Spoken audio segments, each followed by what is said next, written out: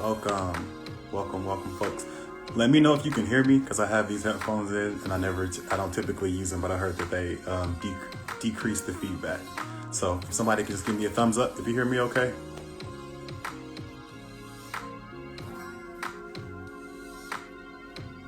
Welcome. Can you hear me? If you can hear me, give me a thumbs up. Dope. Thank you. Welcome. Thank y'all for being here. Should have the other gentlemen joining very soon. Hope you all are feeling good tonight. Hope y'all are feeling well. Where y'all tuning in from? You know, I always like to ask folks where you're tuning in from. So I know we have a lot of amazing energy all over the country, maybe even all over the world. So how are you feeling? Where are you tuning in from? Good. Thumbs up. Good. We have Oregon. We got Harrisburg. Texas is here. England. Dope. Cool. Got Queens. New York always representing. I'm going to add this gentleman to the call. Cool. Nashville. Bay Area. I see you. Hey. Good Yo. evening. How you doing? What's going on, man? Oh, just getting ready for this conversation. I'm super excited about it. Yeah, I think it's gonna be good. I'm looking forward to it as well. Yeah, how are you feeling tonight? Good. Tired, man. Yeah. Long day. Yes. I was asking the folks where they tuning in from. Oh yeah. Nashville's I'm here, sure it's gonna be people all Chicago's over. here, England. Somebody from England was here, Connecticut, New York, always coming through representing in all of my lives. I see you with the shoe game in the background. Oh yeah, man. I'm in the shoe closet, man. Dope. Yeah, somebody said, okay, shoes. Atlanta in the building or in the room, in the Zoom. What is this called? On the On the live? live. Nolans. Cool. Thank y'all for being here. Just waiting on the other two gentlemen. Of course, Philly is here, of course. Oh, there go Bashea just checked in right there. Cool. So go ahead and send us that request, which you did.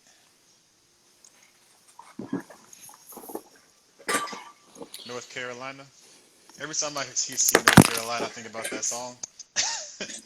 What's happening? What's going on? Hey. How you doing? Good.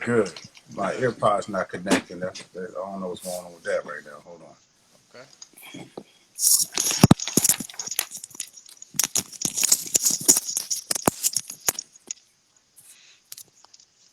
All right. So Rwenshaun just joined.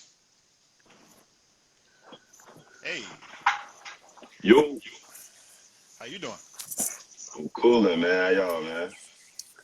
Doing well. I'm excited to have all three of y'all in the same space together. It's like a dream come true for There we me. go.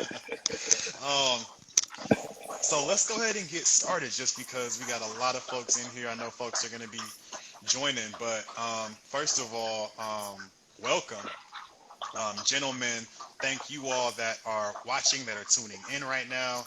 You could be anywhere else and you are deciding to join us on this live for this really important conversation. Um, Depression, suicide, and black men. We're having a very authentic, a very open conversation, right? I introduce myself. So my name is Marvin Toliver. I'm a licensed clinical social worker here in Philadelphia. Um, Sending love, strength, and solidarity to the Lenni Lenape tribe whose stolen land that we're on. I'm a therapist with the Radical Therapy Center here in Philly. I am a co-founder of Melanated Social Work. If you are not following Melanated Social Work, go do that immediately. Shout out Jesse, Josh, Michael. I'm a radical educator. I'm a consultant. I'm a guest lecturer. Just doing a lot of dope shit for Black liberation. Um, and I, had this idea, Suicide Awareness Month. I obviously was going through some things. And so I was like, let me get three other black men together because, typically we are suffering in silence. And so on the last day of Suicide Awareness Month, here we are having this conversation. Excited to have you. Yeah, so go ahead and introduce yourselves. James, we'll start with you. Oh, cool. What's going on, good people? My name is James Harris, therapist located in Richmond, Virginia. I'm a father, veteran, entrepreneur, and I'm a founder of a movement called Men to Heal, which focuses on men's overall wellness, their mental health, as well as their physical health. And I'm also the author of a book called Man, Just Express Yourself, Hey, which is an interactive planner guide for boys and men to better express themselves. dope. Um, and I too am a radical therapist. I help people seek liberation, advocacy, and everything, in every aspect of their lives. Appreciate you. Thanks for the invite. Dope. Thanks for joining. Do you go by Paul or do you go by Bashea? Bashea. Bashea. Bashea, yeah. Yeah. Introduce yourself for the folks. All right. Well, the first thing before we get started, I'm glad you're with us, Marvin. Um, Happy that you're here. You deserve to be here, bro. And we love you, Appreciate man. you. Appreciate you. Love y'all too. All right.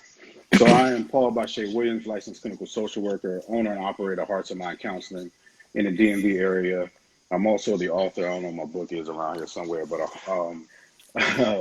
dear, dear future wife, a man's guide to a woman's reference to healthy relationships, and my book is about how men show up in relationships. A lot of times we're not given the space to emote, to understand how we operate, how we learn different operations and emotions and different ways that we operate in our relationships. And so it's breaking down that stigma. I know I always got to be ready. It's right here on it. Let me hold on. Hey, Here still Stay it don't ready cut so no you ain't slack, got to man. get ready. is. There you go. There you go. There you go. But I'm also a father. I'm also a husband. I'm a brother. I'm a good friend. I'm an advocate. Yeah, I speak all over. Just did something with A&E with the superstar Rwenshaun. So yeah, that's me. Dope. Thank you. Thank you for being here. Last but not least, Yo, got what a up, everybody? got a real life celebrity on here. Right. Yeah, but Shay he just introduced himself. Rwenshaun Miller, founder and executive director of Eustace Inc., which is a nonprofit to raise mental health awareness in Black and Brown communities, based out of Charlotte, North Carolina. I'm also a licensed mental health counselor, um, founder of the Good Stress Company, which is a group practice where I have, we're at 11 therapists, I think. I don't know. That's what's up. I be forgetting. We just hired a couple of new people. Um, yeah, man, serving the community. Also, the author of Injured Reserve, a Black man's playbook to manage being sidelined by mental illness, and the Eustress Journal, which is a 30-day guided journal, Hey, see my shade, where you can start to do research on yourself when it comes down to addressing your mental health challenges and understanding what things are your protective factors and what things are your risk factors. So it's an honor to be here with you all today, and just seeing you guys from afar, and the dope work that you all are doing. So definitely, it's a blessing to be here. dope. Thank you. Thank all of y'all for being here. Um, really, really appreciate it. Y'all don't understand how much I appreciate this. So here's the thing. Here's kind of how this is going to go for folks that are watching. So we're going to talk for about 30 minutes, and then we're going to open it up to Q&A. I'm sure folks are going to have some questions for us. For the Q&A, I'm only going to ask that Black folks are asking questions. All right. So it's dope that everybody wants to be here and support. Appreciate you. Love y'all. But I only want Black folks at asking the questions in here. Please use the question little bubble thing for that. Cool. And again, as I told y'all before, I really want this to be just kind of a conversation, not like a panel kind of discussion, right? All right, let's get into it. Um, so as we know, a lot of us are suffering in silence. I even shared a bit of my own situation. Luckily, I had some community, but even with all of the supports that I had, I still found it kind of hard. Me being a therapist, me encouraging folks to do this all the time, right? I still found it hard to to to open up to folks to tell them, hey, I'm having these thoughts, I'm having these feelings. Why don't y'all think more men open up about how we feel? Yeah, I go. Okay, I think the first thing is that we're not given permission to do that. Like as even as little boys, we're not given permission.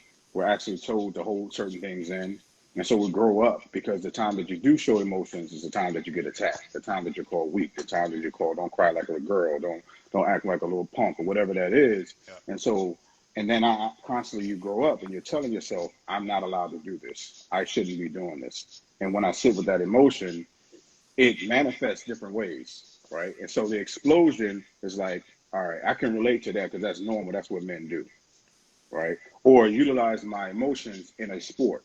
Like it's okay to be aggressive and passionate when it comes to the sport. Yeah, but once you get off the field, you get off the court, you got to find different ways to be able to be vulnerable and share your stuff. And we got to give ourselves permission to do it. Yeah, no, I just was gonna add to that, man. You definitely took what I was gonna say, but the anger and the aggression displays itself opposed to the vulnerability side, because that oftentimes is equated to weakness in many different cultures, specifically with the African American culture. And to be honest with you, it's not a lot of role models that display the proper characteristics on how to display, positivity when it comes to expressing their feelings and emotions, whether that is from the inside of the home, the school setting, the community setting, all those settings. And I mean, for to even, add to that, it's like we don't even have the words to be able to express ourselves. So like if I don't even know how to put uh certain language to what I'm feeling, like how am I going to tell you what's really going on? Yep. We only thing we were only able to emote is anger and happiness. So we're not taught frustration. We're not taught feeling anxious. We're not taught feeling indifferent. So if you don't know what those words are, how the hell you gonna tell somebody what you feel? Yep. Absolutely. I kind of have this example. I did a live or something around this, but um, as boys, a lot of us are just taught, man up, stop crying, right? And so as young boys, what that does is obviously it makes us suppress any kind of emotion that makes us emote or have like tears. But the second thing is exactly what you just said, Rwenshaun, is that we're not given the opportunity to analyze the why behind we're crying, right? And so we could be crying because we're frustrated. We could be crying because we're jealous. We could be crying because we're embarrassed by something, right? And so we are never really given that opportunity to really analyze the why behind it. It just turns automatically into anger, right? And then a lot of men grow up and emotionally unavailable for folks, And right? and that's part of the reason. The emotional maturity stops at that point when that caregiver or that community person or whoever silenced them, because at that point it's difficult for them to be able to articulate any type of emotion, not only the bad ones, but the good ones as well. Yep, Everything is a shell at that point. yep, Yeah, in addition to that, even when we identify maybe a kid is embarrassed, we tell them, well, men tell them it's not okay to cry because you're embarrassed. It's not okay to cry because you're sad. And so now the moment that I feel that emotion, I know it's not okay to do that. So now I have to show up a different way. yep, yep. Okay. It need to be an emphasis on what is okay though. You know what I mean? Because a Mm, lot of times, a lot of things are not okay for boys to do traditionally, opposed to teaching somebody a proper way to handle something if you don't want them to cry or display a certain characteristic. But even that is hurting them from their growth because life is about experiences and dealing with things. So I think it has to be education around both of those things. I think and to that, it's education about how to be a person, like not just how to be a man. It's like, I mean, that's subjective within itself. Definitely. And those rules constantly change, and certain people make them up, and they hold them so dear to their heart that they lose touch with who they are as an actual person. mm, yeah. Hmm. Hmm. Masculinity is so restrictive, right? Right. So we can only be masculine in this way, Hmm. right? And so anything outside of that is a whole problem a lot of the times. Hmm. So, ooh, okay, y'all preaching today. Um, So, as black men, um, I'm sorry. So, a lot of us know the symptoms of depression, right? As therapists, as counselors, we typically see it: the low energy, the changes in sleep, the losses in interest of things that we typically enjoy, loss of appetite, and kind of a general hopelessness for folks that don't know. As black men and in black men, it's a little harder to catch because many of us are really, really good at masking it. I even, I have my okay face, my smiling face, and then, camera goes off, Zoom goes off, I'm roll right back into bed. I'm just like, like now I can like be me, right? Um, how do we, as a community, detect these symptoms when a lot of black men are so good at hiding them? So I think that's a difficult thing because each person, they have a different resiliency level. And now that I'm able to process and understand my own journey, I realized that I was masking mine by overworking. And a lot of people don't know that, it's a lot of different maladaptive behaviors within that boys and men display within depression. Not in addition to what you mentioned, in addition to adding anger, aggression, reckless behavior, being promiscuous, and for me personally, overworking, just not dealing with, Mm, certain things, just staying busy so I wouldn't have to deal with those things. yep. Yeah, I agree. I was going to say the same thing. Overworking, that's something that I did. And as long as I can sit with my work, as long as I'm working with other clients, I can focus on their pain, what they're doing, and hopefully that'll rub off on me and I'll feel better. Right. So I see somebody have a good session. I feel better about myself because they're smiling. And I'm Mm, still not dealing with my issues. And so I had to sit back and slow down and say, why am I overworking, seeing 50 clients a week? mm, And I had to check myself. I was on the verge of burnout, and so it was good for me. Like my body shut down. So at that point, I said, you know what? I need to implement some self care. I need to implement a routine. I need to go see a therapist again. Like I had to get back, and so the therapist can point out something. Why are you doing that? And so even though I'm a therapist, sometimes I can't always see myself. Mm, that's real.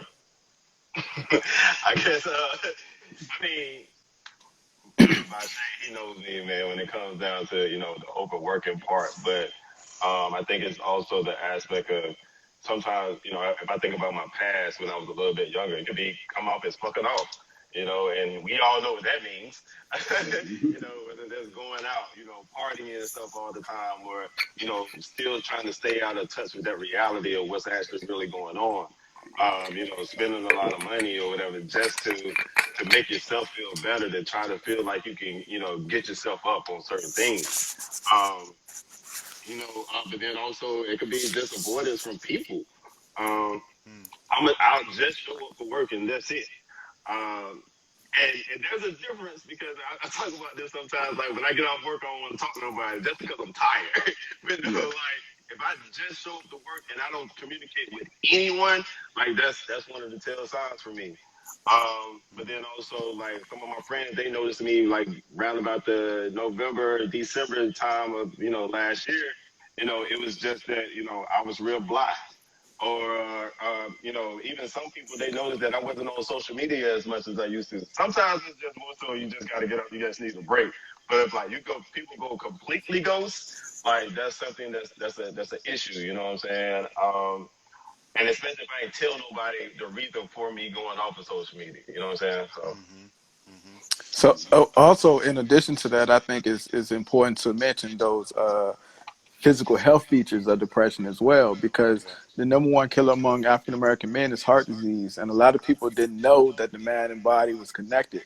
So you can that overstressing and anxiety and things can lead to um, health issues, physical health issues, as well as mental health issues. That tightness in chest, that nervousness, heart beating fast, all those things, hand shaking, digestive issues. Yep. So that's important to mention too. So fellas, if you're listening, you having those symptoms, that could be a sign of depression as well. can't Mm, sleep.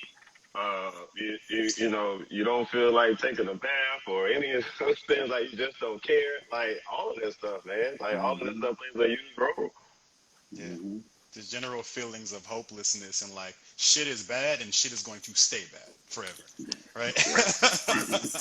Like, and that's real, and that piece around the body is so real too, because you can feel your energy when you're in that space, right?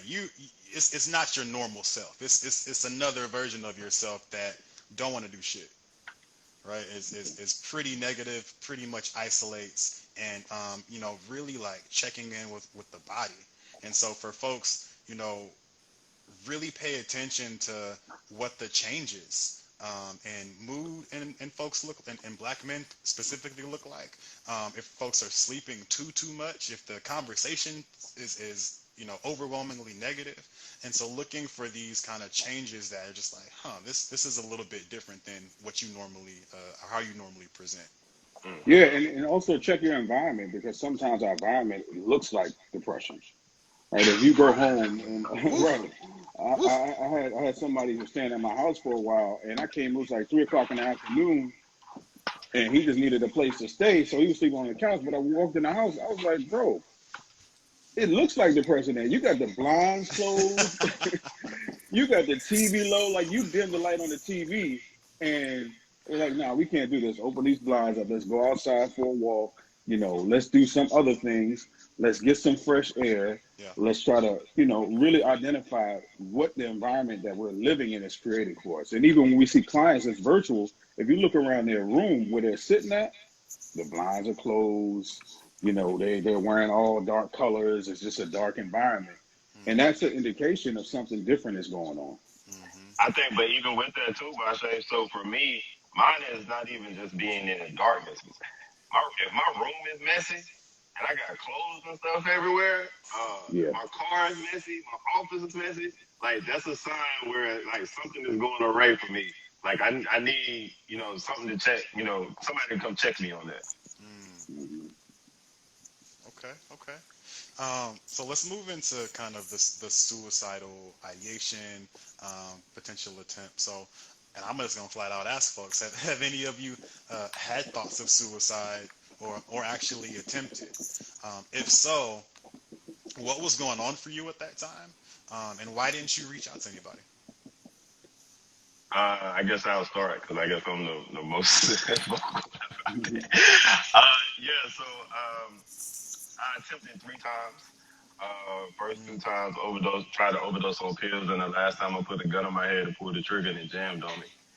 Um, mm, for me, during that time period, man, it was a a feeling of pain, emotional pain, and just despair each time. But then also with that is you a lot of times people look at suicide as something that's selfish or as something that is weak. Man, I don't see anything weak about somebody trying to take their own life. Um, and when I failed at those attempts, it was like something that was my lowest point of my life because at some point, man, you want to not only just end the pain, but you want to have some type of control over what's going on. mm, mhm, But then also you think about everybody that's in your life, and you think about my family members and all of them. It's like, yo, if I'm no longer here, and it's an irrational thought now if I think about it, but if I'm no longer here, they ain't got to worry about me no more. Like I'm looking at, I'm a fuck up, and I can't get shit right. Or, all of these particular things, like you can never see any good that's going on.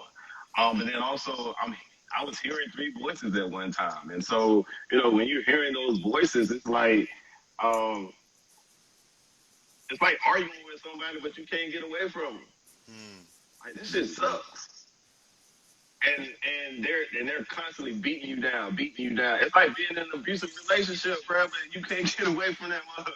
mm, So like, I wanted to, for one, have some control, but then also end that emotional pain. Physical pain, I can do that all day. But that emotional pain is something different. And also, I didn't have the words to be able to explain to somebody what was really going on with me. yeah. And if I would have told somebody, I felt like they would have just called me crazy and just locked me up. And, I put it like this: is fear, ego, stigma, all of those things played a huge role into me not asking for help. Yeah. Mhm. Yeah. Thank you Yeah. for sharing about that. That's. Can I ask you the ages that you were? Oh man, so it was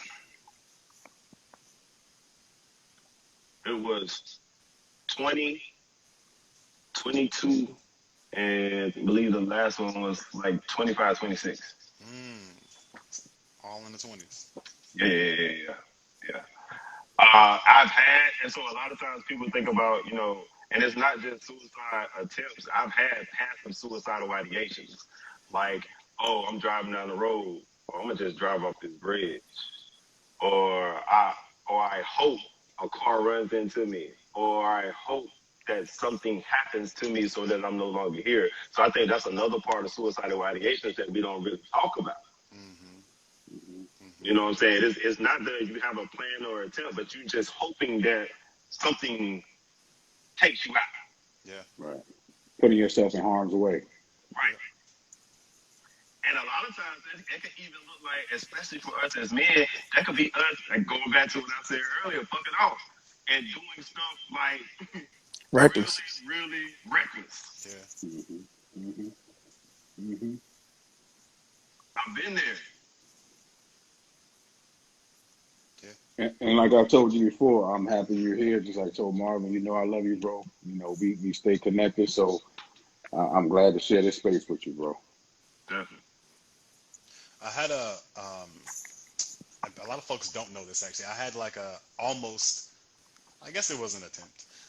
But I was actually going from eighth grade into ninth grade, from middle school to high school.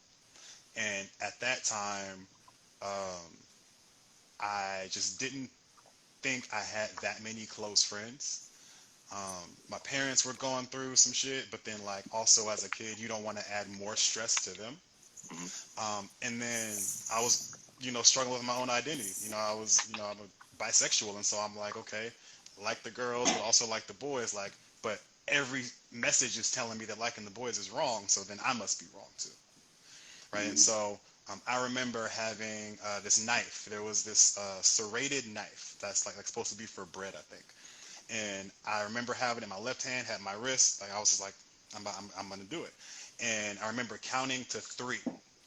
And I got to one, I got to two, and then right at three, my mom comes out of her room, and I just hear her just footsteps, Mhm. and my brain is just like, drop the knife, Yeah.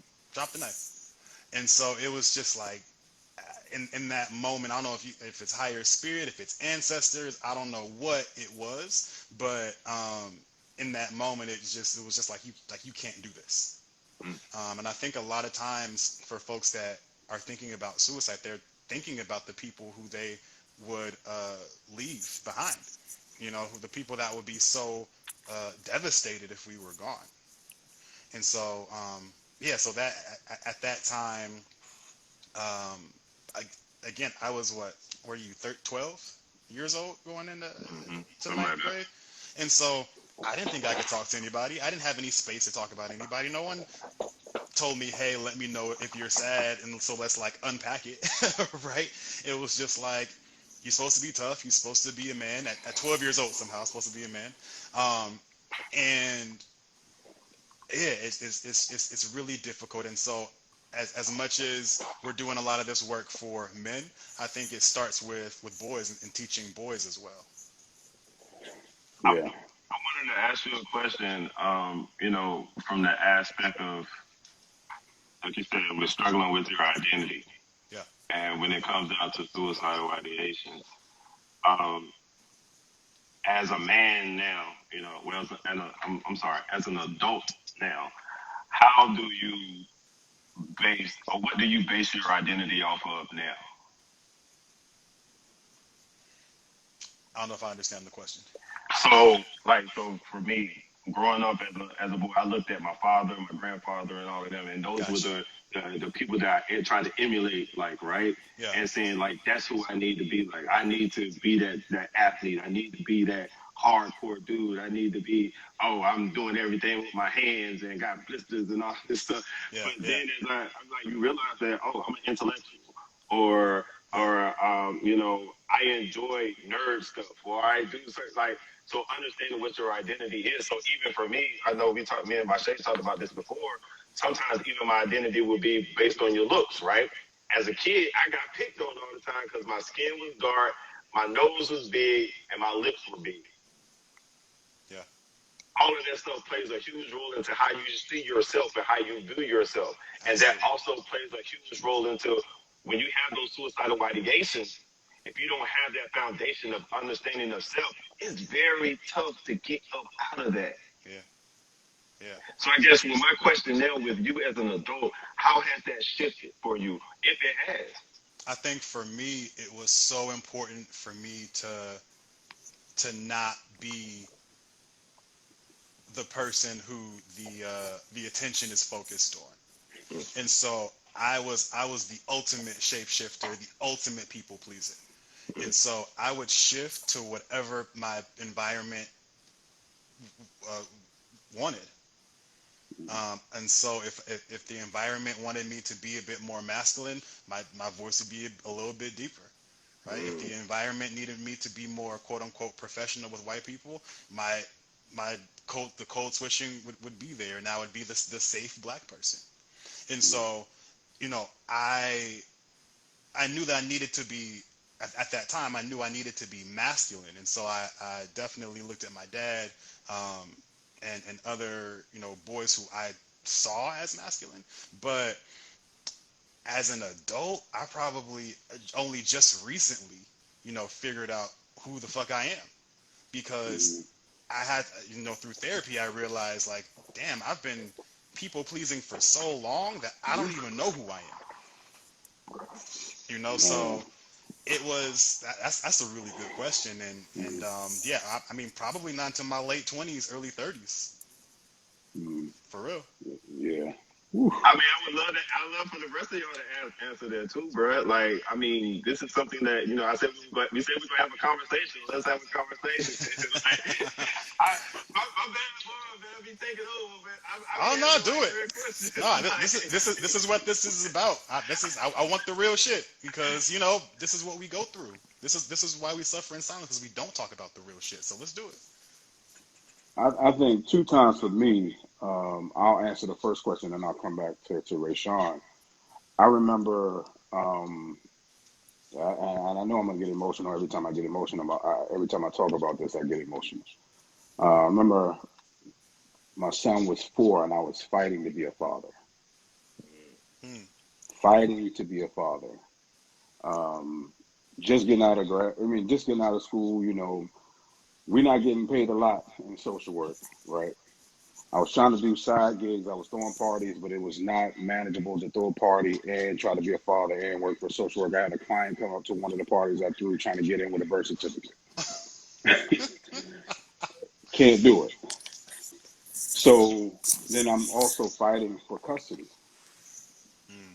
just to be present, just to prove that it didn't make any sense, but I didn't have any help. I didn't have any support. I couldn't afford it. I was about to get evicted. There was so much going on. And I remember I wanted to give up, but I didn't know what giving up meant. I really didn't know what it meant. So I was sitting down. I was just like, I can't do this. I can't do this. And my son comes in out of nowhere. He was in the room and said, "Pop Up, you're my hero." Man, you talking about, Hmm. all right, we're going to make this happen. And so from that point on, it was just like, I'm not letting whoever's trying to do whatever, defeat me. And so my identity at that time was, I'm a dad. I'm a father by any means necessary. I'm fighting the courts. I'm fighting whoever, just doing whatever, and I'm present. And I thank God that, I was able to come out victorious. Um, and it was just like, it didn't make any sense. But I was identifying that's who I was. And I was just, everything else was like, it's easy. Everything else was easy. But I was also battling anxiety because I was still stretching myself because I was trying to show up like people pleasing for everybody else. In 2018, I had a real breakdown. Although things looked great on the outside, I was starting my practice. I was leaving a job that was just unhealthy and toxic, working for child welfare. This relationship that was toxic was off and on for a long time. All those things were breaking up. I had some siblings do some crazy things to me. I felt alone at that particular time. But that was the best year of my life because I had to sit with myself. I got into therapy. I recognized all the things that I was doing, and I lost all this weight. I looked good. I was back to my playing weight, but I wasn't eating. Mm. I didn't have an appetite. I wasn't eating. And like you said, tricking off, doing all that. And I had to sit with myself and I said, who am I? And once I did that work, sitting with my therapist and really identifying all these different things, and I told my family, I sent them a text message, I said, I can't do everything for everybody anymore. That's it. Mm. And I shut down the people pleasing. And I made it okay for me to do that because I would let people do things and I would hold on to relationships, friendships, family, whatever it is, unless they did something egregious. And that was one of the things my therapist said, why do you wait for something egregious to happen before you stop it? And I didn't even know how to answer that because I'm built for it. I got broad shoulders. I can do it. I can take that. That's the message that I'm told constantly. But then I started to reflect like different relationships, different situations, job, friendships, all those different things where I was giving my all and I was being exhausted from those relationships. Once I started creating those boundaries, I could come out at that particular time and said, I'm good who I am. So my identity is whatever I decide to be at that particular time. What I need for me, that's my identity. I'm still the same person, but I don't have to shape shift anymore. Like I'm going to show up in every space and you're going to see the consistent me. Mm. And I fell in love. Somebody said boundaries. I fell in love with boundaries. Man, that thing, finding boundaries is so powerful, man. That saved my life. Mm. Love that, man. Thanks for Yeah, sharing, bro. that's Yeah, it. yeah. Well, Thank all you guys for sharing, man. Like for me personally, I never had a suicidal attempt or anything, but when it comes to identity, I think my identity was formed at an early age. Some people may know if you already followed me or been to my website, but I was awarded a state. You know, I emancipated myself at 16, and from there I was homeless. So for me, my identity, my mindset was always, yo, you got to survive. You know, so it was always in go mode, get it mode. Um, and I just was fortunate enough that during those time periods of being in foster care and group home, that therapy was mandatory. It was a trash process based on the cultural differences, whether that was age, ethnicity, and everything. But for me, I just took it upon myself to do that additional research on what they were talking about. So I just knew, you know, to apply those different principles. Um, and I'm just fortunate that it worked. So I was able to always be the authentic me, you know, and put myself in those situations to rise above and conquer. But that also goes back to what I said earlier about the overworking, you know. So I wasn't really facing what was going on. My mindset again was just to survive. So whether that was, you know, not being homeless, trying to start a business, working on different relationships, just a lot of different stuff. And that, Bashea, what you just talked about, man, that custody battle, man, that's hard on a lot of men, and it's oftentimes overlooked. You know, so I had my own battles with that, back and forth to court, thousands of dollars on lawyers, you know, just Mm. name being tarnished, just a lot of different things, man. So all those things piled up. But again, my mindset was like, yo, I got to survive this. And now, especially since the kid is involved, because, you know, they look up to you. They want to ensure that they're not a part of that issue, you know, and you have to remind them that too. And a lot of people don't do that. So I'm just fortunate enough that I was able to apply certain principles. Ooh. yeah, man. Nah, I guess I'll answer the question too. Please do. Everybody's dropping knowledge. Um, I would say my identity was initially was formed off of being an athlete, being a scholar, and being all of these things. But then also, similar to like Bashea said, is really taking the time and working on yourself and doing the internal work. So even as us as black male therapists, we show up for a lot of people, and people request a lot from us when it comes down to uh, being role models for little kids. Women want you to talk to their husbands, or they want you to talk to their brothers, and then like we get it from all aspects, right? And so one of the things that really hit for me, man, and this, especially like I said, late last year, was the fact of like I still have good qualities, but I also still have shit I need to work on, right? And so, but then also as I work on these things, I can't beat myself up to so much things if I don't live up to the certain standards that certain other people are putting for me, right? And so understanding what I need to be happy. So one of the major things that I learned in therapy back in probably early January when I'm working with my therapist, I realized that I hadn't been happy for years. I couldn't tell you what would make me happy. I don't even know what the feeling was like. I definitely couldn't tell you what joy felt like. Because we just do. We just do. That's it. Certain successes and stuff that, you see on social media and all that stuff, that shit don't make me happy. That's me doing what I'm supposed to do.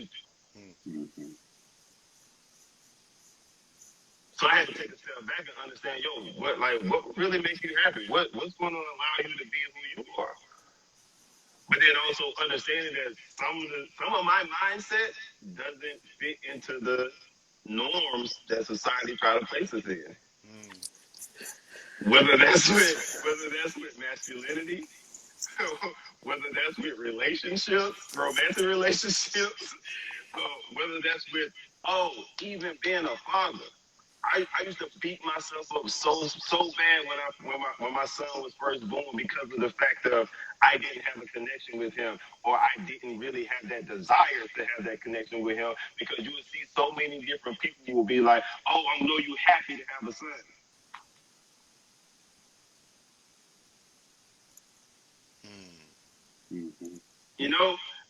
And then I'm feeling bad because I don't feel that feeling, but then also I gotta learn I gotta live my own life. And that's don't say I don't provide for them and do all of this other stuff, but that ain't, what I sought out to be. You know what I'm saying? Yeah. But when you say stuff like that, people gonna look at you sideways. But then I had to get comfortable with that. You're like, yo, fuck it. Yeah. Ooh. That's real. Gotta sip my water on this. That's real. That's real. I mean, and we ain't even talked about anything about police brutality, and even how Dog, the world even sees black men anyway. That's a whole. We have not even touched that. oh yeah, those systemic issues, those are a whole nother problem. I know. I want to make sure we're respectful of time. I know somebody. We all come up with 45, or if we can go a little longer. Oh, we're good. We're good. Okay, Yeah, dope. yeah. I think IG though, they don't let you save it or something after a certain period of time. I think it's after an hour, right? It's an hour, and then we just had to get back on. Okay, that's fine. Um, I mean, so much that y'all have been bringing up around identity, around, and I am not a father, so like this, I hear a lot of women talk about how sometimes they, don't want to feel like they don't want to be moms, like they're just like, I push this thing out, but like, eh. But we never really hear from the perspective of men. Especially black men who similar to Rwenshaun, what you were talking about, that conflict, right? Because that's a deep ass conflict. Yeah. What? I don't like. I mean, I had long talks with Bashea about this, man, and like even just having a real talk with my pops, and now the things the people don't take it. I love my son, and I do anything for him, but like, some people's roles as a father comes top tier. That's the very first thing. Mm, I still can't say that that's me. mm, Mm-hmm. And I think for me, I needed relationship, right? My father, we have a great relationship now, but there was something that was missing. And there was a time where he was missing.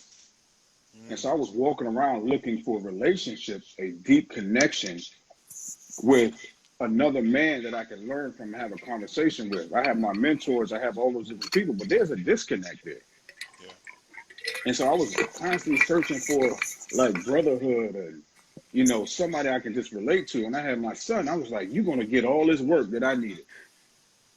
You're gonna be able to identify your emotions and be able to express yourself. You're gonna know how to say no. You're gonna be able to use a voice when it comes to your parents. Like you're going to, of course, you're gonna be respectful, but we're going to be able to have a relationship. We can talk because I remember times where I needed to talk to somebody. I had nobody to talk to. I Mm, remember one time I had heartbreak and nobody could talk to me.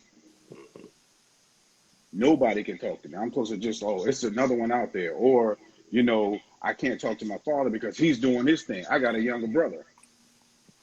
So there was disconnects that I needed. And I said, I don't want my son to go through that. And I want a relationship. I don't want to keep pouring out to everybody outside of my circle, like clients and, working for child welfare. Then I like that, but I want to have my own. I want to sit down because there's a certain level of boundaries and restrictions, right, when you work for another company. yep. Yep. But I don't have that with my son. I'm right here. Let's talk.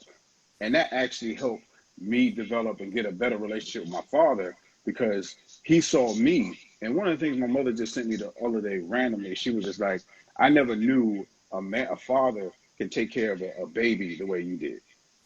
Mm, Like he used to breastfeed her, but he used to suck on my bottom lip. That was connection, mm, right? And so it was fulfilling the void that I had. And I don't knock. And like we said, me and Rwenshaun had some conversations about it, and I understand because I'm sure that's what my pops had, and that came from whatever he was dealing with. So I just knew my personal thing is this. That's what I needed, and it's still a constant battle. I need to be. How do I show up for you now? He's 16. He's a junior in high school, and I gotta let him walk. I can't carry him anymore, but I also gotta protect him. And I mm, also don't know what happens inside when he's with his in his mother's house. So now I'm battling that. It's just like, what does she let him get away with, and what do I let him get away with? Do I kind of soften? Like it's mm, Yeah. so much as a father. No, it Yeah. definitely is. Something And else, I think when people also, when they talk about generational curses, they don't include like that part of parenting. They always think financial or other things pertaining yeah. to legacy, but communication, teaching relationships, teaching feelings, like those things are part of your generational legacy as well. I Mm, know for me, I got daughters. I got a biological 9-year old and a 15-year old by relationship. And I make sure that I'm active. I make sure that I'm doing things to where they can see that positive male side. They can see a strong model. They can see a man being vulnerable and open. Because the last thing I want to happen is for them to start the date and then this guy say, "Oh no, I don't do that. I'm a man." Or men don't do that. And that reflection, that image is gonna be, nah, my dad did. You know what I'm saying? So I remember like when my daughter was like in the early stages, man, I used to annoy her every Saturday morning, cleaning up, vacuuming, cooking, just banging stuff around, because she needed to see that because men do those things as well. yeah. That's not just women work. And I'm pretty sure in 20 years or so when she get married, if her husband or person she's dating ever say, "Oh no, I'm not cleaning up, I'm not doing XYZ," she's gonna have that image of, "You tripping. I seen my dad do these things." You know what I'm saying? My dad's favorite color is pink. What are you talking about? So I just live relatable so they can understand, like, don't go by what society is saying this is supposed to happen for. So those gender roles, all those things out the window. I'm teaching human roles, just Mm, being adapted to society, being a good being opposed to being in this box. You put me in a box, I'm a escape it. You put me in a bubble, I'm gonna pop it. So forget all that. Mhm. yeah. And even thinking about gender roles, I was just talking about this in my group last night. That's rooted in white supremacy, right? Like a lot of African nations, a lot of indigenous cultures had third, fourth, fifth genders. A lot of African nations did not give their kids a gender until we really knew, they really knew who that child was, right? Not just based on genitalia. And so, you know, it's just another way in which white supremacy has like came on in and just fucked shit up. It worked though, because now Oh yeah, society identified like that.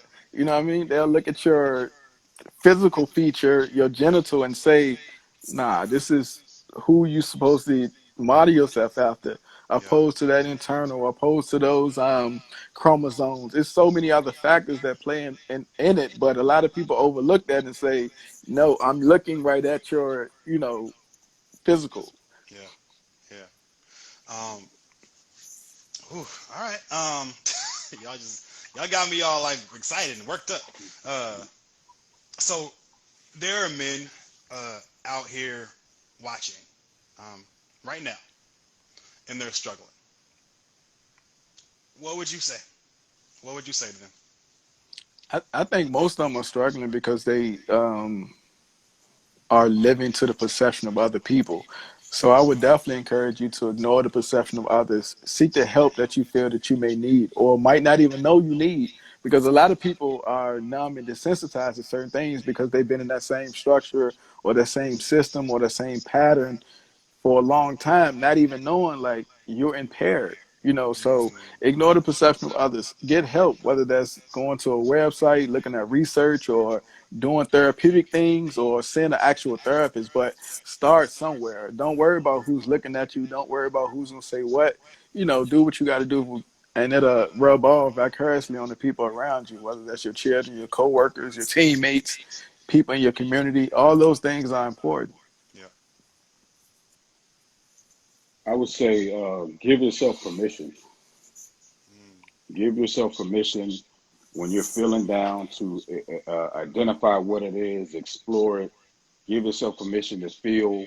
If you don't know what that is, give yourself permission to go look what it feels like, and all identify with it. Give yourself permission to receive help. Like a lot of times, we feel like we got to push through. We got to do it ourselves. Give yourself permission to be seen. Give yourself permission to be loved. Um, yeah, just give yourself permission to ask yourself what messaging or what voice is telling you that you have to stay how you are right now, mm, and talk back to that voice. We talking about man up to that voice that's bullying you, because that's a bully. That's an internal bully that's telling you to stay in this box, like you said, or in this bubble, like you said. That's the internal bully that said you have to look a certain way, you have to dress a certain way, you have to listen to a certain type of music, you got to do all these different things. Nah, stand up to that. mm, Yeah, somebody said give yourself grace too. Absolutely. mm. Definitely. Yeah.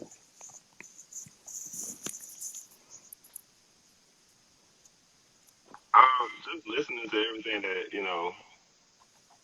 James and Bashea say, I think is one way to wrap that up is um,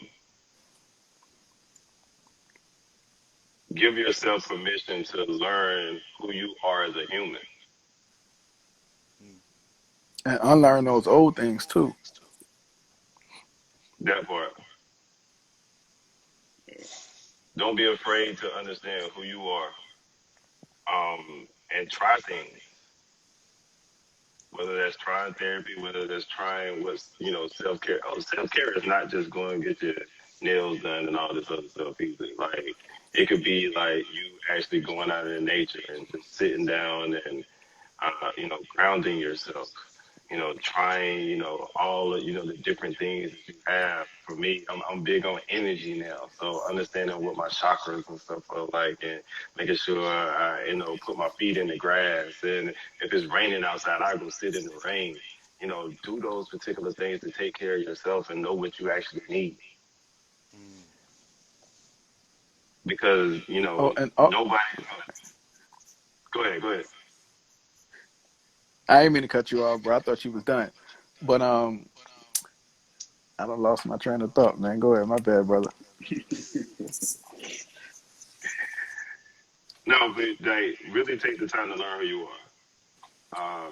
And don't be afraid to like Bashea said, ask for help to understand who you actually are. So I found my train of thought. I was going to talk about surround yourself with people who want to see the best for you. You know, it's the difference between a support system and enablement. So make sure are in position to where people are going to hold you accountable and tell you when you're tripping, you know, because that can be a factor in you being healthy as well. Because if everybody around you are ill or impaired, then nobody's going to hold nobody accountable. So make sure you're putting yourself in a position to where you're not around people who's going to enable your behavior or, you know, keep you at a certain place so you wouldn't outgrow them. I say this too. Slow down. Like we talked about how we're constantly working, and a lot of times we're trying to outwork our trauma, right? We're trying to outwork the pain. We're trying to cover it and mask it with how we show up for other people and how we do all these different things. Take a day and sit down and just look at yourself. There were days where I just canceled clients and I would just go lay down on the floor and just allow myself to fall into the floor. Just allow myself to release all those different things. Pay attention to those. Like you said, you're watching your body. You got the little aches and pains. Ask yourself where it comes from.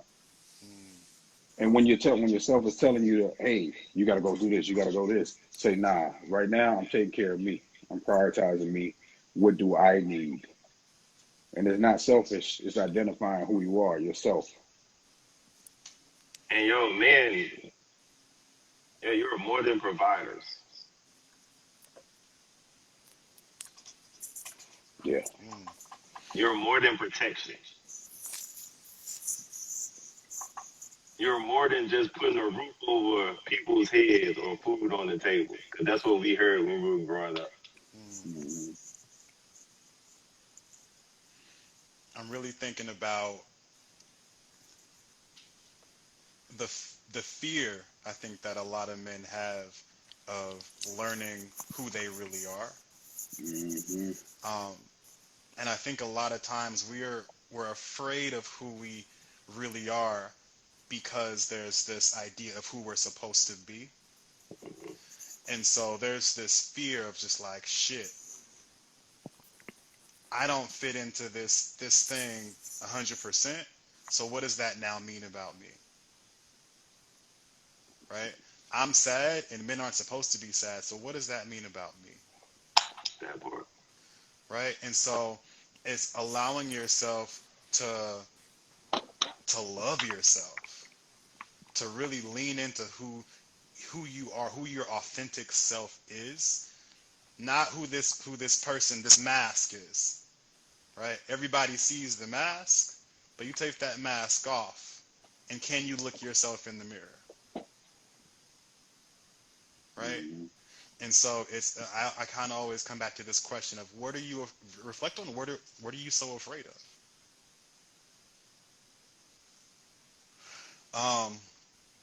Woo, all right.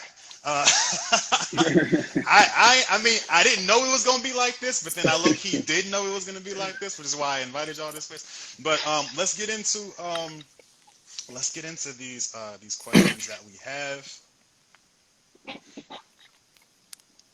All right, so the first one, I don't think it's going to show the entire thing, but it says, any advice for someone struggling with depression / suicidal ideation,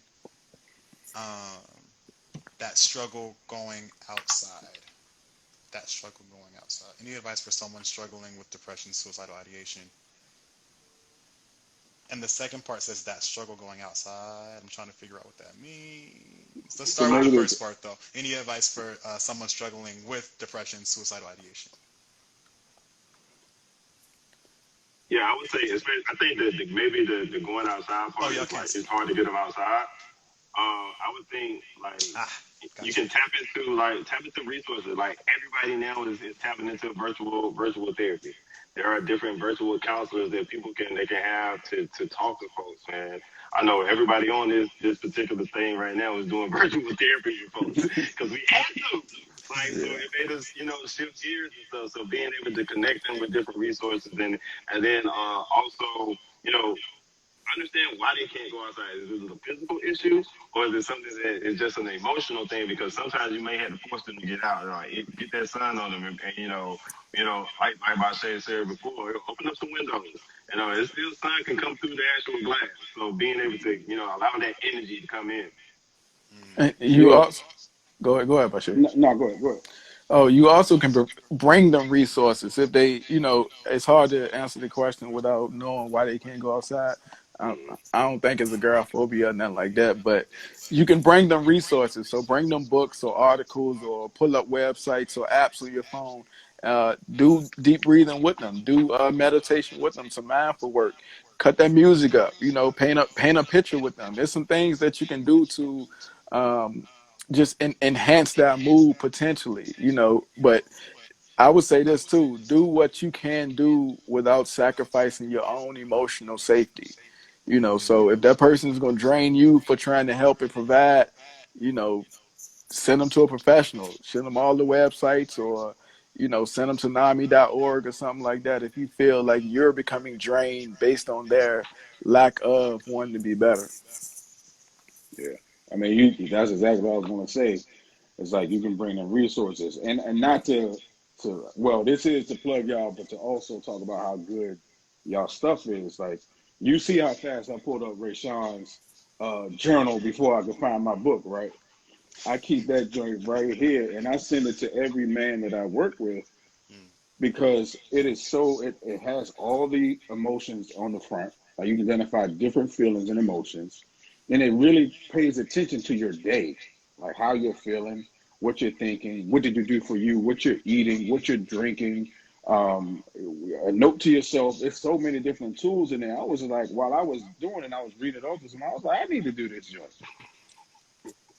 And then I So, had somebody, right? Then I had so somebody with, huh?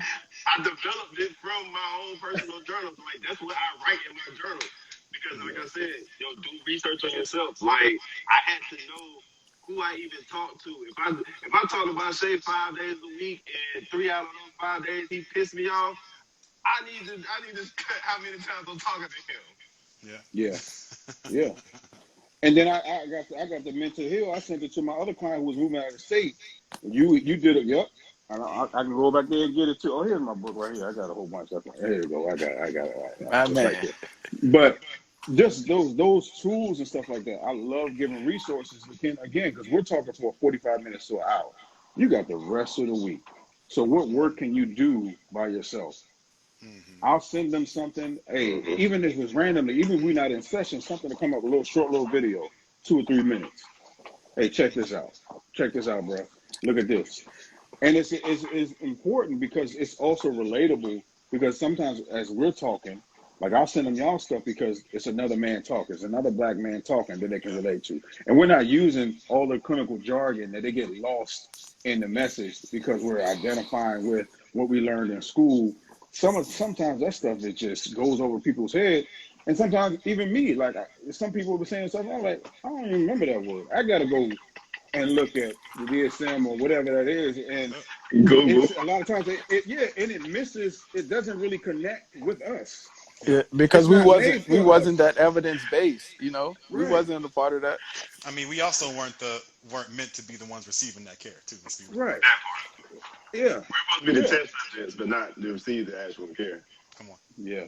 Yeah. Yeah. So I think, like you said, but also protecting yourself so you're not taking on the responsibility of their caretaker. Yeah. It's all good to come over there and bring the journals that, hey, let's journal today, or let's color today, or drop some smells, because some smell good sometimes help too. Some different things, and just helping them. They have the whole the desk calendar. I mean, the desk light that brings the brightness. I forgot what it's called. Those things really help. Mm. Oh, the aroma candle, the aroma scent. That one, but no, like the what type It's a of light. light it It's is? Like the yeah, Yeah, it's a lights. light. it's Yeah, Mm. yeah. actually, It's an actual it mimics the actual sunlight. sun. Yeah, Yeah. Right. yeah. Yeah. I'm thinking about movement. So I saw somebody put in the chat dance, right? So like putting on some. I mean, I know for me, I'm from the Bay, So you put on some Mac Dre or some E40, and we about to have a whole function. And so like but that actually helps, right, in getting the body moving, right? And then this getting your senses involved. So music is incredibly helpful. Moving the body is incredibly helpful. The other thing I'm thinking about is after me and my ex-girlfriend broke up, I stayed with a friend, and he had dogs, and so and like the dog, I had to walk the dogs because he was like out at work or whatever. So I was just like, damn, I gotta walk these damn dogs. But it actually helped me out because it forced me to get outside. It forced me to care for another living thing, right? And so it kind of got me out of this depressive state. Just having some animals around there. So yeah, cool. So I hope that was helpful for you. Yeah. The All right. haze going. Was that a red nose? She a blue car. Oh, okay, okay. Yeah. She's So a big baby. can you all discuss gender roles and how that affects black men? Your beliefs on defining manhood when society says you should be this or that. So can you all discuss gender roles and how that affects black men? Your beliefs on defining manhood when society says you should be this or that. I mean, me personally, like I don't identify with those things. Like I do what I want to do because I want to do them. Even as a young kid, right? So I was in foster care and group home, and it was at its worst time. It was like 11 boys in this one house, and we had this one kid who was intellectually disabled. But back then, nobody knew what it was. You know what I mean? Like it wasn't. He just was that kid. So he ain't have no boundaries. He would use your toothbrush, your brush, your whatever, right? So, but if you tell him that pink was for girls, he wouldn't touch it. So all of my accessories was pink. He never used my toothbrush. I was good. So I adapted that, of course, playing sports. All my essential was pink as well. So in the locker room, some come up missing. I know exactly what mine is. I can see it. And then when I went to the Army, same thing. 2 deployments, 1 Iraq, 1 Afghanistan. And all my accessories was pink again. So when people got the blues, the backs, the camos, and all that, I was able to easily identify my stuff. So for me, it never was a thing of, oh, they're gonna think this, they're gonna think that. Nah, I'm back to survival. Like I got to make sure that I got all my things to stay safe or whatever. And the same thing, like I said, also with my daughter, I want them to see me doing tasks that are, I guess, traditional women duties. So I definitely make sure that I clean and, she's seen me cook. She's seen me do a lot of things. She know my favorite color is pink. She just know a lot of things. So for her, it's gonna be foreign when somebody say, "Oh no, this is for girls, this is for boys." Like because I'm open enough to be able to. Nah, that don't make sense. You know what I'm saying? Like, I'm not about to do that because this is what the bubble is. I'm gonna do what I want to do. And that I think a lot of people also feel that that has anything to do with potential sexuality, identity, which it doesn't. You know what I'm saying? I'm hetero. I just would prefer to be myself opposed to fitting in this bubble of what a man or a boy is supposed to do, which doesn't make sense. But of course, to society, if you do certain things you're in this bubble because you'll be soft or you'll be weak or less than or whatever.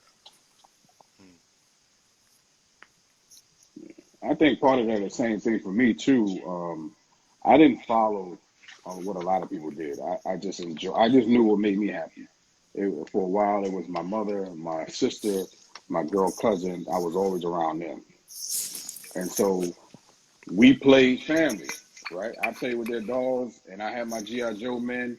I was they was both riding in the Barbie car, pink car. Like I was having a good time, and I thank God that my mother wasn't like, "Oh, you can't do this, you can't do that." She just allowed me to be free and explore. And people also know me that I don't listen to a lot of hip hop. I never really did. I like the R&B chilling. Like I was listening. My favorite first artist was Willie Nelson because the Chipmunks sang "On the Road Again." So I said, "Oh, this is where it came from." And then we had a transportation with Phil Collins. This dude was used to drive us. It was Phil Collins. So I didn't fit in a lot of different bubbles. And as I grew older, I like what I like. And sometimes I was the outcast. It was like, "Oh, you ain't hard enough." But then I got this hard shell, and then I was fighting all the time. because I had to prove that I was cool. Mm. And I had to prove that I was a strong boy and stuff like that. But then I got out of it. I was like, I like what I like, and that's fine. And that's one of the things I said. I teach my son, like what you like. And just because society says you need to look a certain way. I remember one time he came, he was like, oh, I need to dress like this. Somebody said I wasn't black enough. Mm. How black can you be? Like, how do you be less black because you're articulate and because you're wearing what you're wearing? That's what you like to wear. That has nothing to do with being black. You just like what you like. So I think it's, again, all those different things is like when we talk about sitting with yourself and identify yourself and be happy with yourself. Mm. Man, I would say I learned gender roles early on, growing up in the South, I had to do some unlearning as I got older, and but then also just understanding the friends and stuff that I had, and even now, just to be real with you, sometimes my friends be saying stupid stuff. Well, I'm gonna say that my people that are in my circles, like whether it be fraternity or whatever, and they say stupid stuff, and I be looking at them like, did that really just come out of your mouth? Like, are we in the archaic ages for y'all to still be thinking like this? You know what I'm saying? So it took some deprogramming, and but then also some learning from me, from the aspect of understanding um, other people's perceptions and being able to be willing to be taught and being able to seek that knowledge for somebody that's not like me, that's not a cisgender heterosexual male. You know what I'm saying? And so being able to understand that and learn about that, ask questions, do my own research on certain things, but then also I have friends that are close friends that are not like me and they will teach me. So understanding that's what pushes my own understanding of what gender roles, why we shouldn't have gender roles, but then also why I'm open to accepting everybody for however they want to actually be. You know what I'm saying? But that also taught me to accept who I am in certain things that I don't fit in certain roles. Mm. Hey, also, let me add this to the last part of her question. I personally think if it's not clearly communicated within your relationship, within your household, what the roles are, it can hinder that. It can build up to be resentment. Like I can recall, like being at one of my homeboys' houses years ago, and his mom or his aunt or somebody was picking greens, cooking, washing dishes, running back and forth, check the laundry, and the man of the house was on the couch watching the game. I'm like, yo, in my mind, I'm like, yo, y'all ain't gonna help her. You know what I mean? I was institutionalized. I came from a group home and military and all that. So I'm thinking like, yo, if you see somebody need help, need help. Like, nah, that's what she do. You know what I mean? But it works for their home. But to me, I'm internalizing it as like, yo, I can only imagine how much resentment she probably will have, like knowing that bro on the couch watching the game and she's cooking and sweating and running back and forth. Like, so if it's not clearly defined, that definitely can hinder potentially your relationships. Mm. I'm thinking about the first part of the question, and I think gender roles restrict uh, freedom for black men. Yeah. We're supposed to be a certain way, and we're supposed to not be another way, right? And so when we again, it's this like, okay, I identify with some of the traditionally feminine traits. So now, what does that mean for me?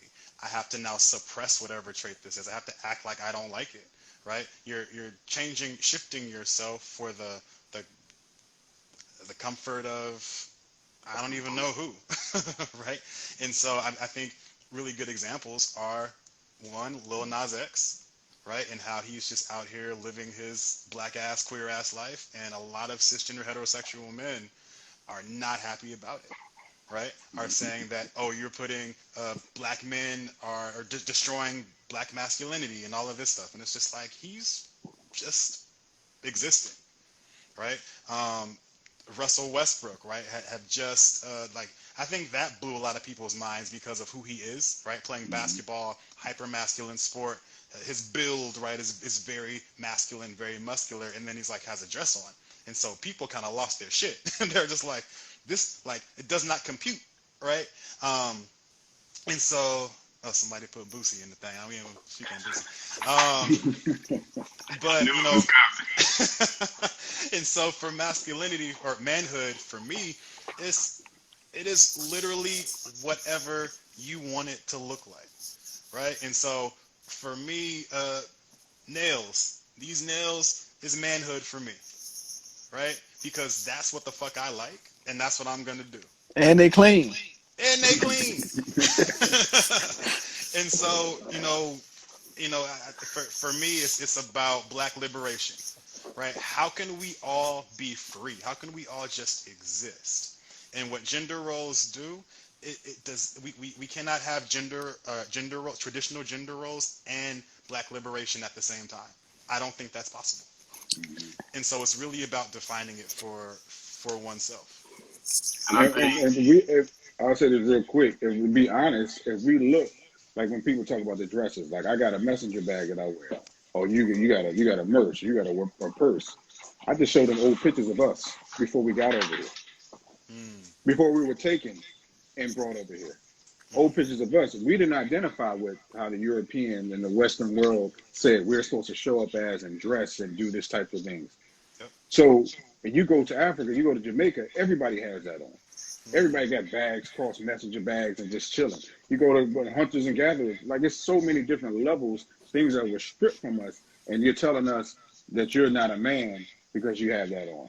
mm.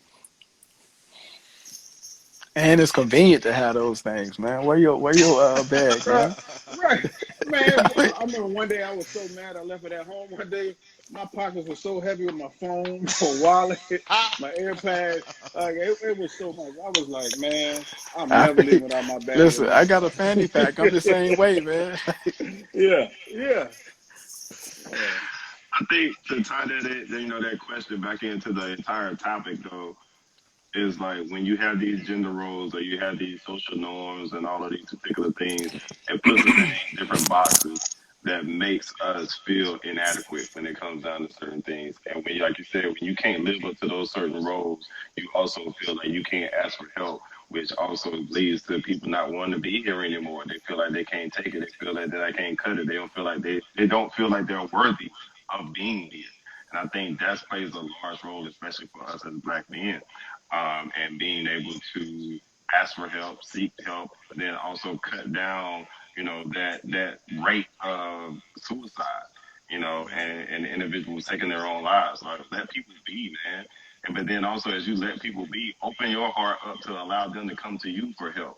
And that's what's going to be able to change these particular rates. Mhm. I'm gonna go to another question just because we got a lot of them and not enough time. We'll probably take a couple more. So this question is: the world makes it so that black people have very few safe spaces to be truly human. How do you suggest creating more safe spaces for black people that encourage vulnerability? Oh no, I think you definitely got to be that one. You got to break the norm. I think if you wait on somebody else to do it, it might not get done. So you got to figure out a plan. You got to put it in motion. Whether that's something online, whether that's something starting with Zoom or IG Labs or whatever, or even in your community. Like here in Richmond, I got this spot called the Healing Hub. Yoga, mindfulness, Zumba. I do my outpatient there.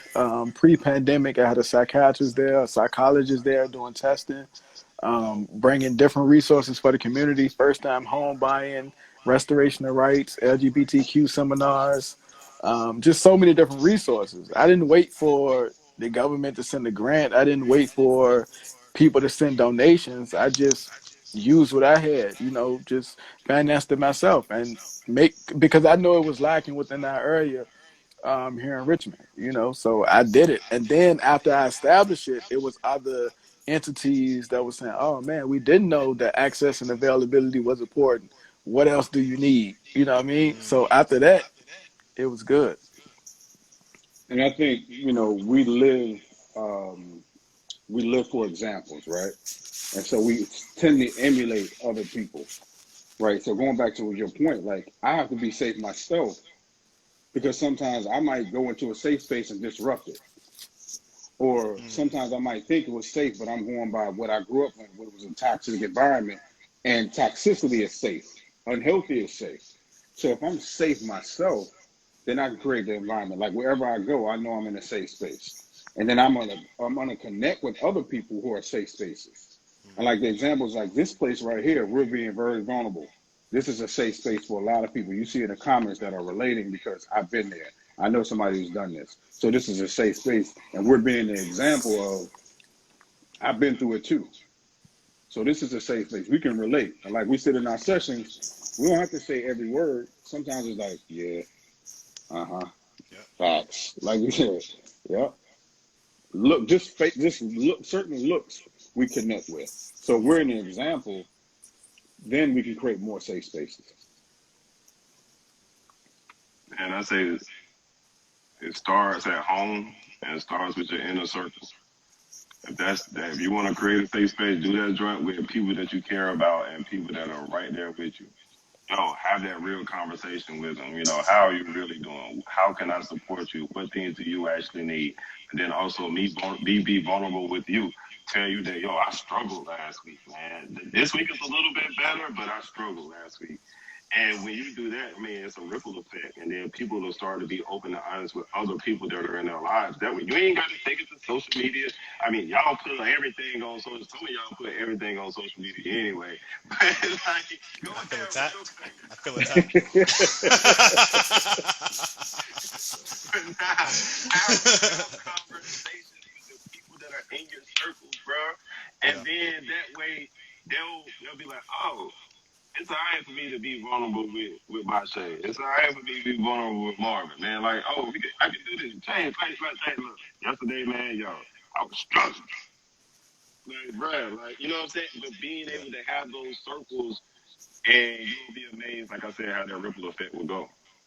Yeah. And the other thing is too, is like asking somebody what is safe for you. Like Yep. sometimes again, we might think we're safe for somebody, but they might need something else. Hmm. But that's also a level of vulnerability and being showing up for other people saying, yo, how can I be safe for you? Yeah. Without this Some preconceived notion of safety. someone that when I did City Year in Miami, for folks that know what City Year is, and one of my supervisors there said something. He said vulnerability unlocks relationships. And I think that with black men, that's so incredibly true, because I think we're a lot of times we're going through the same thing, but nobody wants to say anything, right? And Mm-hmm. so once you create that vulnerability and say, you know what, I'll be the one that says, all right, I'm struggling, and be like, ah, shit, I'm struggling too.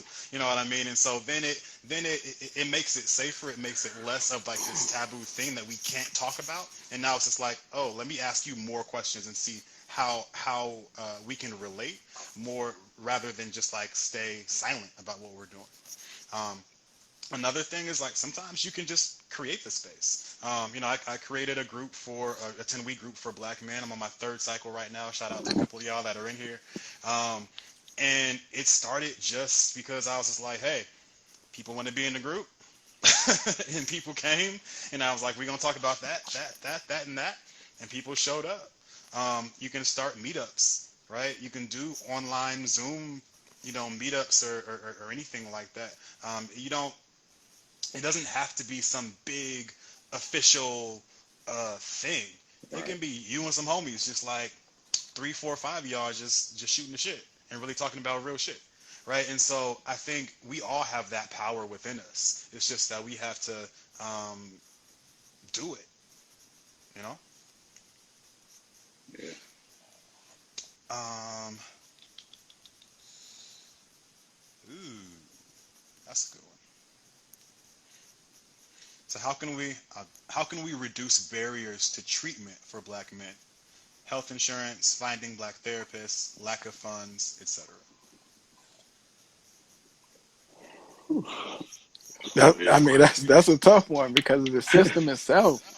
Yeah. A lot of people, like I said, don't have access to certain things, especially depending on your geographical location. Those things can be nearly impossible.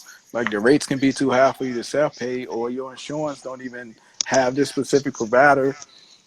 So those things can be difficult itself. But we can only continue to encourage and hope that somebody would do pro bono, or it is a community center who will offer a reduced rate, or a free day or something like that. So I'm happy that here within Richmond that it's a lot of those free clinics or like hubs that you can go to, like little pockets within the corner if you do need a resource.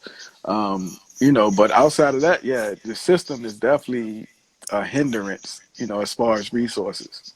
Hmm. Yeah. I know Rwenshaun, he does a lot with his nonprofit. I know I had maybe like 5 or 6 clients last year who I was seeing pro bono because they didn't have insurance or the insurance went out. And he was like, bro, do you have it? And I was like, yep. And they disconnected and he paid their balances. I thought that was dope. Yeah. And this year, I just recently got a contract where I'm providing free therapy for every African American resident in my county.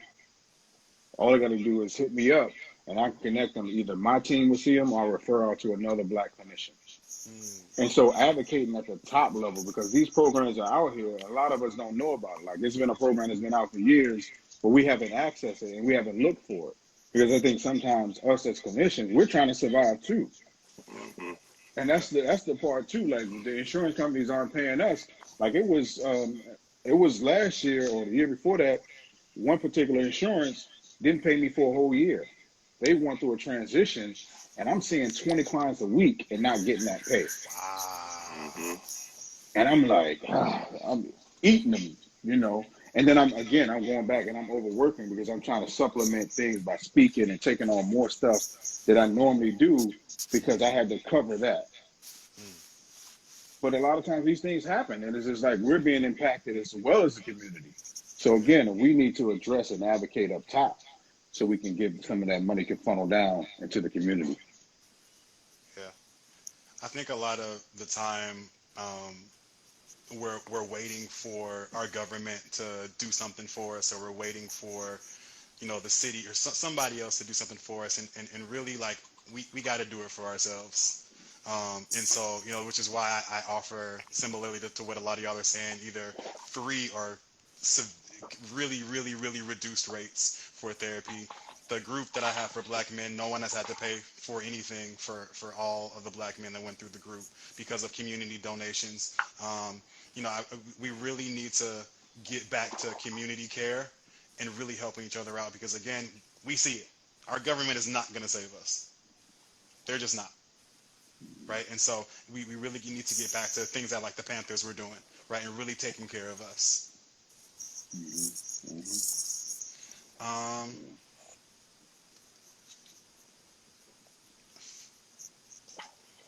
I'm gonna try to find one more question.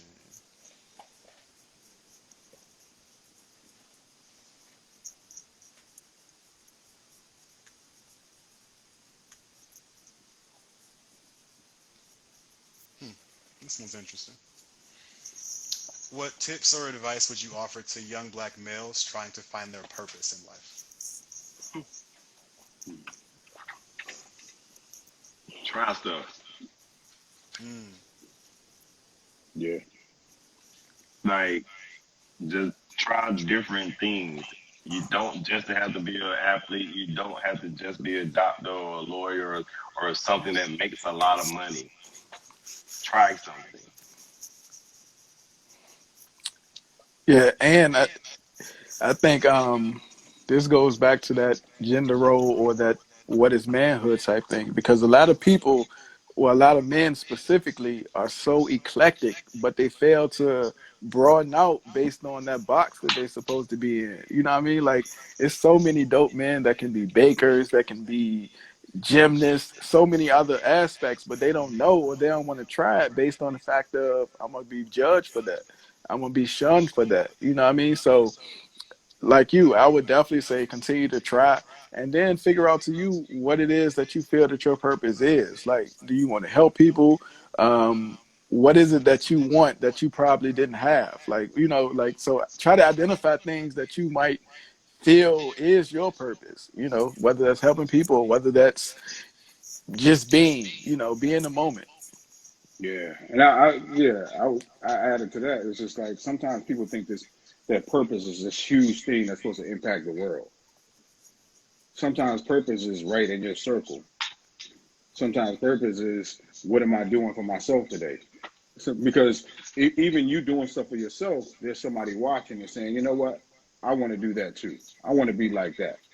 I saw somebody that takes care of themselves and they show up, they're authentic, they're real, whatever that is. That's part of your purpose. And don't compare and measure what you're doing to everybody else. Because then we get caught up in this rat race and we talk about identity. I'm not myself because I'm trying to be somebody else. And then what is my purpose? And I'm comparing it to somebody else's. And it's not working. Why is this not working? Because you're trying to be somebody else. Yeah, I'm a piggyback on what Rwenshaun said and try things and then listen to your body. Trust your energy. If it feels right, if it feels good, if you feel fulfilled doing this thing, do more of it. If it doesn't feel good, if it's just like you just like, I don't really like this, leave it alone. It ain't for you. Um, so many questions, but we're getting at 9:30, and so we're gonna actually end. I just want to provide some resources for folks. So the National Suicide Hotline, and that's 1-800. Should I put it in the chat? Can somebody type this in the chat? Not one of y'all, but somebody follow it. The National Suicide Hotline is 1-800-273-8255. Again, the National Suicide Hotline, 1-800-273-8255. There's also a crisis text line. And so you can text HOME, HOME, to 741-741. Sometimes we don't feel like calling. We're in this space. We don't want to call nobody, right? And so we can text. Again, it's texting HOME to 741-741. Different, thank you. Y'all are just on it. I love it. And Yeah. it's the women of color always, too. I appreciate y'all. Always, All the always, time. Always. I'm gonna give a special shout out to black women. Just wait for that too.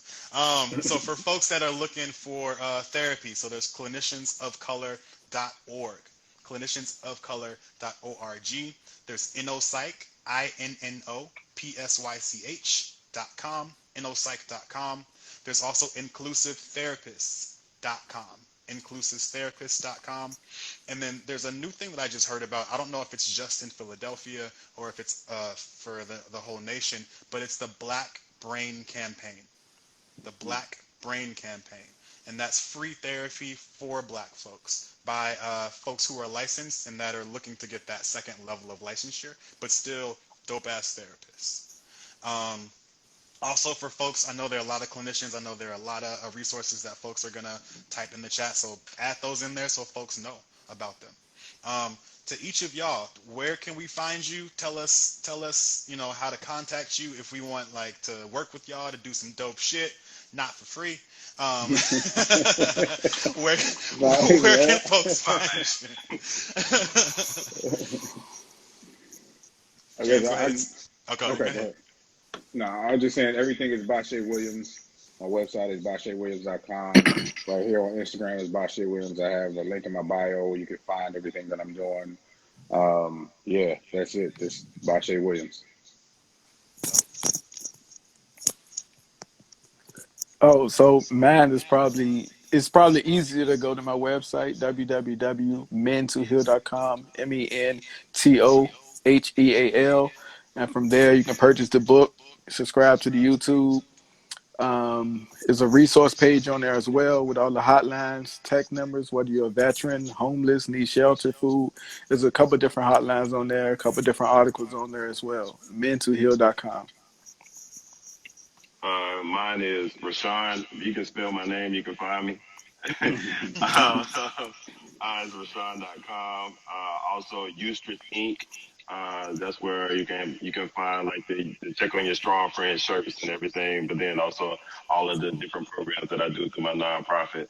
Like some of the stuff like Bashea was saying with the therapy assistance. We do the adult coloring night. We do the mental health awareness walk. Last year, well, I say last year, earlier this year, we gave away 6 scholarships to black males pursuing their degrees in mental health counseling. Um, Nice. yeah, man. So we're doing a lot of dope stuff, making moves. So please be sure to check us out. We got a lot of other stuff coming up real soon. Dope. For me, you can follow me at mtoliver _LCSW here on Instagram. You can find me on LinkedIn. If you want to learn more about Radical Therapy Center, you can follow us on Instagram at Radical Therapy Center, also www.radicaltherapycenter.com. And then the collective Melanated Social Work at Melanated Social Work on Instagram. And then we also have our website at www.melanatedSocialWork.com. Also check out the podcast. It is dope. We've had incredible guests such as Rachel Cargill, we've had Feminista Jones, we've had Melody Thornton, formerly the Pussycat Dolls, Stick from the legendary hip hop group Dead Prez, just phenomenal individuals. So go check out the podcast wherever you listen to podcasts. Thank you to the folks who are here in this live, who have stayed from start to finish. I know it's been long, but it's such dope conversation. It's such revolutionary conversation. We are, our ancestors, wildest dreams in a lot of ways, and I think this is proof of that. Thank you to the Black women. Yes. Thank you to the Black women. I posted this in a Facebook group, and Black women are like, dope, sharing, tagging men, Right. sharing. Black women always having Black men's back. I see you. I love you. Thank you, Black women. And then gentlemen, obviously y'all are, I knew y'all were dope. I didn't know how dope, because I've never, met y'all. But like, I mean, damn, like this was such an amazing conversation. I truly appreciate you all for doing this. It was just an idea, and I was like, well, maybe we can do it. So now we did it, and it's I mean, I think it definitely served its purpose. I think folks got a lot out of it. I got a lot out of it. So again, thank you all. Yeah, thank Appreciate you, man. it. You put it Already. together, so we appreciate you, man. You got to get your flowers too. We ain't just letting you give it to us. Like, you need to receive that too. So we appreciate you, bro. And for those of y'all that didn't see, man, Marvin, man, he definitely put something up earlier today where he was being very vulnerable with all of us when it comes down to what he's been dealing with over the summer, his ability to get help, but then also, what I'm saying, just sharing his own story, man, when it comes down to, you'll never know what somebody's going through. He could be posting every single day and then be sitting there feeling like shit. So, like, definitely make sure y'all check on your folks. Marv, man, I appreciate you, brother, for, again, sharing your journey with us, but then also allowing us to open up our hearts for you. Thank you. I appreciate you. Likewise. I'm gonna try and save this so we can post it on YouTube. Yes, I saw somebody asked if I was gonna put it on my feed. Absolutely, I am. I'm gonna try and put it out. I'm gonna try and download it. I don't know how this phone is gonna work out, but I'm gonna try and download it and send it just like so the world can see it, because Black men need this conversation. And so I just, I appreciate y'all so much. Yeah.